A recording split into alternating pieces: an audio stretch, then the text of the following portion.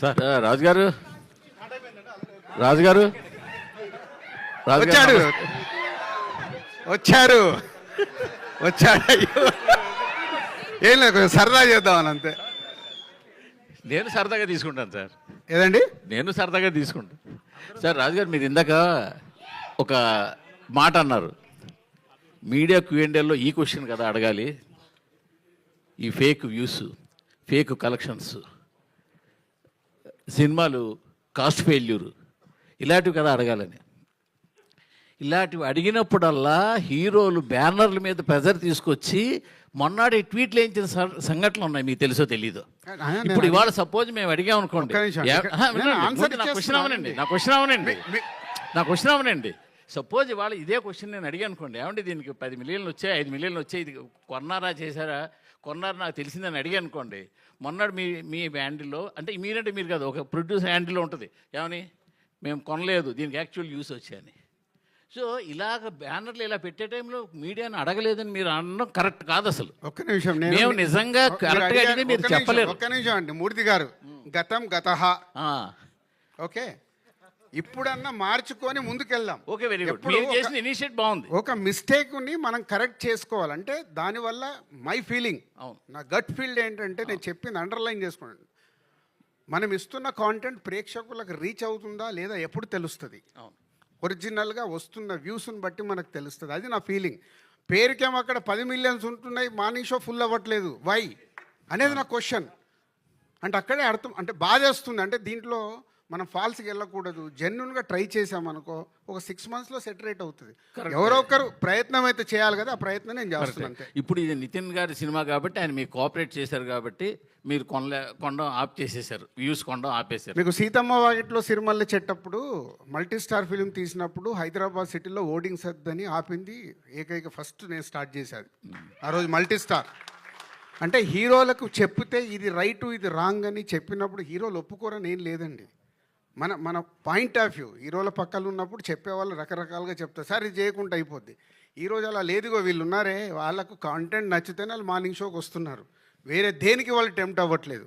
So my request ఇండస్ట్రీలో ఉన్న వాళ్ళకి కానీ మీకు కానీ నేను చెప్పేది అది, మన కాంటెంట్ని ప్రేక్షకుల దగ్గర రైట్గా తీసుకెళ్ళినప్పుడు అది ఎస్ నో మనకు అర్థమవుతుందనే నా సెన్స్. దీంట్లో వేరేది ఏం ఉద్దేశం కాదు. మ్యూజిక్ డైరెక్టర్లు ఎవరు చేశారు అవన్నీ ఇప్పుడు ఎందుకు, నేను అందుకే తమ్ముడు గురించి అడగని అన్నా. రాజుగారు ఆల్మోస్ట్ 22 ఇయర్స్ జర్నీ ఏమో మీది, 22 ఇయర్స్ జర్నీ. అంటే అన్నీ సాఫీగా జరిగిపోతున్నప్పుడు ఎవరో ఏమీ మారరు, ఎవరైనా సరే, మామూలు మేమైనా అంతే మీరైనా అంతే.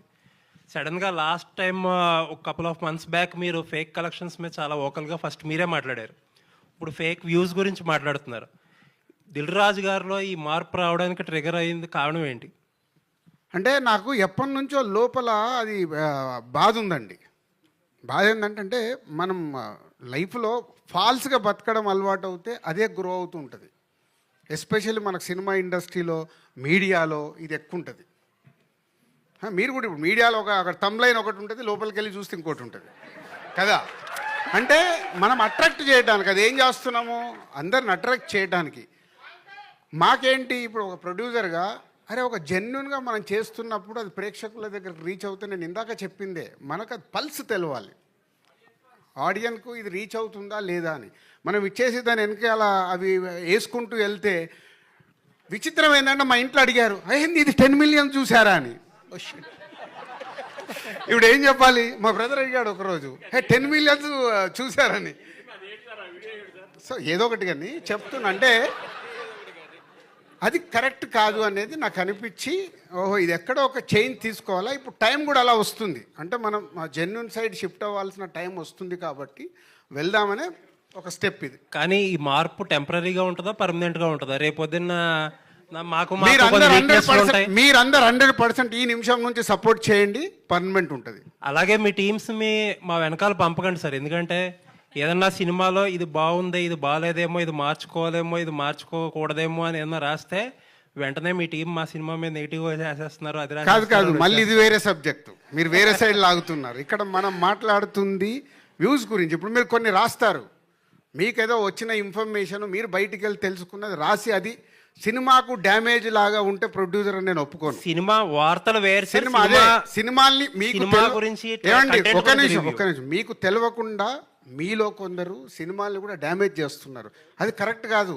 సినిమా పడ్డ తర్వాత డ్యామేజ్ అవ్వని, సినిమా పడకుండా ముందు దాన్ని డ్యామేజ్ చేస్తే మన చెట్టును మనమే నరుక్కున్నాం. లేదండి, మీరు చెప్పే టాపిక్ వేరు. నేను అనేది ఏంటంటే ఇప్పుడు ఫర్ ఎగ్జాంపుల్ ట్రైలర్ రిలీజ్ చేశారు, ఒకటి బాగుందని ఇంకొకటి బాగాలేదనో లేకపోతే ఇంకా బాగుండాలని ఏదో రాస్తాం కదా, దాని వెనకాల పడొద్దని చెప్పి అది. అవును, ఇప్పుడు అదే కదా నేను చెప్పింది. ఇప్పుడు ఇవాళ బాగుందని మీరు తమ్ముడు చూసిన వాళ్ళందరూ ఆల్మోస్ట్ ఒక ఎవరన్నా నేనైతే నాకు ఎక్కడ నెగిటివ్గా అనిపించలేదు. ఆల్మోస్ట్ అందరు పాజిటివ్గా అని రాశారుగా. అంటే దాంట్లో విషయం ఉంది కాబట్టి పాజిటివ్గా రాశారు. విషయం లేదనుకో మీ వెనకాల పడితే మీరు రాస్తారా? మీ క్రెడిబిలిటీ లేదా? పడుతున్నారు అదే మీ ప్రాబ్లం. క్రెడిబిలిటీ కూడా పోద్ది కదా. పడుతున్నారు సో ఇప్పుడు అదే నేను ప్రాబ్లం. ఇచ్చిన జెన్యున్ స్టేట్మెంట్ ఉంది చూసారా, అది మీలో కూడా ఉండాలి. రెమ్యునరేషన్ పెంచి అని ఒక ప్రొడ్యూసర్ అంటే మీరేంటంటే హీరోల కోసం మీరు వెనకాల పడి రెమ్యునరేషన్ మీరే పెంచుతున్నారు ప్రొడ్యూసర్లే. సినిమా కాదు, ఫ్లాప్ అయినా హిట్ అయినా కూడా. ఇప్పుడేమో మీరు వీళ్ళు తీసుకోలేదు, ఈ వరడు వస్తే బాగుంటుంది అని అంటున్నారు.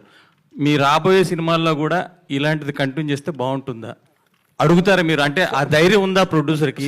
హీరోలను అడిగే ధైర్యం ఉందా? దిల్ రాజుకు ఉంది. సూపర్. వకీల్ సాబ్ అప్పుడు పవన్ కళ్యాణ్ గారు అందరు అంటే వెన్ ప్రొడ్యూసర్ నిజంగా సినిమానే తీయాలి కాదు, ఎకానమిక్స్ కూడా వాళ్ళతో కూర్చొని రియాలిటీగా ఎక్స్ప్లెయిన్ చేస్తే 100% రీచ్ అవుతుంది. చేసే ఓపికలు నిర్మాతల దగ్గర లేవు. వెళ్ళిపోయి ప్రాజెక్ట్ సెట్ చేసుకోవాలి. లేకుంటే అమ్మో నేను లేట్ అవుతే వెనక ప్రొడ్యూసర్ వెళ్ళిపోయి ఇస్తాడేమన్నా సగం టెన్షన్లో యాక్సెప్ట్ చేసుకొని వస్తారు. అది ప్రాబ్లం. అంటే ఈ పోటీ ప్రపంచంలో అది కంటిన్యూ అవుతుంది అనుకుంటున్నారా? మాకే కాదు కదా, మీకు కూడా ఉంది కదా. TV5లో వస్తుందంటే TV లేని వాళ్ళకి టెన్షను, NTVలో వస్తుందంటే ఇంకొకరి టెన్షను. ఇది మన అందరిది. నేను అందుకే అండర్లైన్ చేసేది ఇందాక చేసాం. మాకే కాదు మీకు కూడా ఉంది పోటీ ప్రపంచం. పోటీ ప్రపంచంలో అందుకే మనం మీ థంబ్ లైన్ పెడతారు కదా, ఎందుకు పెడుతున్నాం? మనకు తెలుసు లోపల ఏం మ్యాటర్ ఉందో నీకు తెలుసు, కానీ అక్కడ చదివే వాళ్ళు లోపలికి వెళ్ళాలని అక్కడ ఒక అట్రాక్షన్. ఇది cinema media, we're is entertainment people కదా, ఎంటర్టైన్మెంట్ ఇండస్ట్రీలో ఉన్నాం కాబట్టి ఇవన్నీ కామన్. ఇది మీకు ఎంత మట్టుకు అర్థమై దీన్ని హైలైట్ చేసుకుంటూ వెళ్తారో అది ప్రయత్నం చేయండి. థంబ్ లైన్ మళ్ళీ దిల్ రాజు ఇది పెట్టిండి ఇది చెప్పిండి అని రాంగ్ పెట్టకండి, జెన్యున్గా పెట్టి ఓహో దీంట్లో మ్యాటర్ ఉంది అని.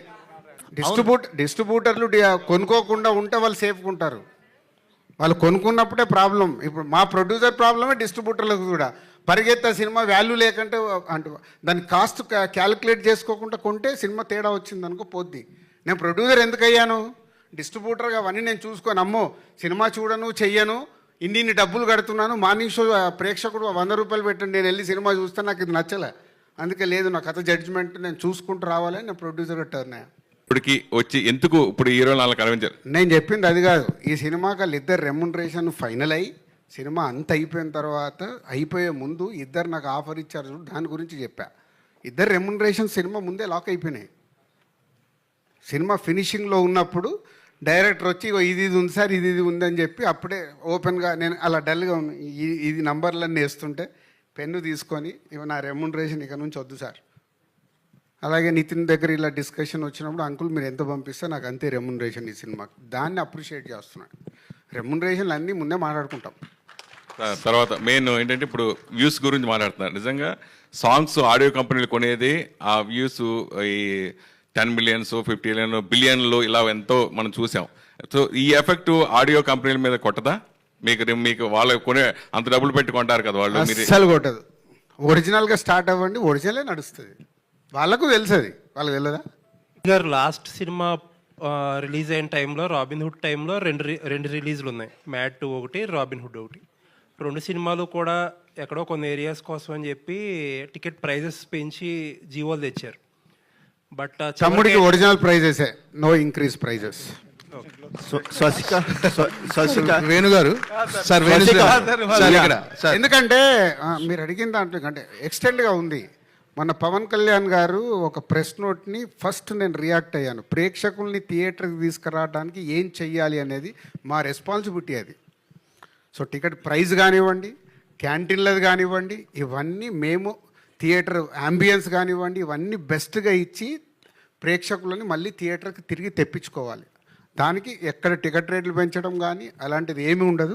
అంతే నార్మల్ ప్రైస్లో. అండ్ ఇంకొకటి ఏంటంటే రాజు గారు, ఆ టికెట్ ప్రైస్ హైక్ వల్ల ఎంత యాడ్ అవుతుందో మీకు తెలియదు కానీ నాకు, బట్ దాని గురించి పెంచేస్తున్నారు, రేట్లు పెంచేస్తున్నారు, దోచేస్తున్నారు అనే డిస్కషనే ఎక్కువ డ్యామేజ్ చేస్తుంది. అది మనకు తెలుసు అండి, మరి అదే కదా చెప్తున్నా. ప్రొడ్యూసర్గా నాకు తెలుసు, అది డిస్ట్రిబ్యూటర్గా నాకు తెలుసు.